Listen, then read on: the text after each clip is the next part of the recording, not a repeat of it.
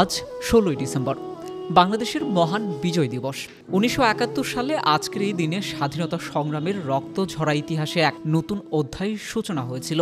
দীর্ঘ ৯ মাস ব্যাপী রক্তক্ষয়ী যুদ্ধ শেষে ১৬ই ডিসেম্বর পাকিস্তানি হানাদার বাহিনী আত্মসমর্পণ করেন, আর বাঙালি জাতি পায় বিজয়ের পরিপূর্ণ মর্যাদা।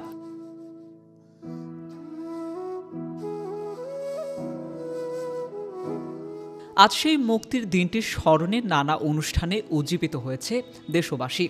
আজ সেই বিজয় দিবস উদযাপন করতে সকাল থেকেই রাজধানী ঢাকাসহ সারা দেশের বিভিন্ন সরকারি ও বেসরকারি প্রতিষ্ঠান, রাজনৈতিক দল এবং সাংস্কৃতিক সংগঠন বিশেষ কর্মসূচি হাতে নিয়েছে। বিভিন্ন শিক্ষা প্রতিষ্ঠান, প্রশাসনিক ভবন এবং গুরুত্বপূর্ণ স্থানে জাতীয় পতাকা উত্তোলন করা হয়েছে।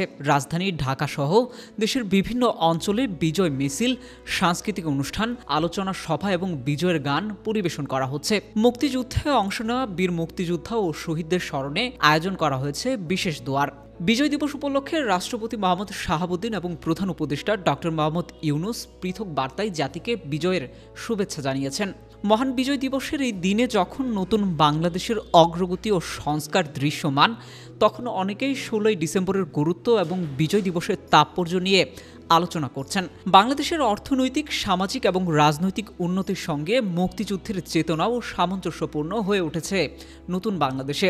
সংকটকালীন সময় পার করে একে অপরের সমর্থনে একত্রিত হওয়া এবং জাতির পক্ষে একতাবদ্ধ থাকার প্রয়োজনীয়তা এখন প্রাসঙ্গিক এই বিজয় দিবসে। এই মহান দিবসটি উদযাপনের মাধ্যমে দেশবাসী ঐক্যবদ্ধভাবে নব উদ্যমে নতুন বাংলাদেশ গড়ার প্রত্যয়ে কাজ করে যাবে এ প্রত্যাশা করে তরুণ প্রজন্ম। Desk report, metro TV.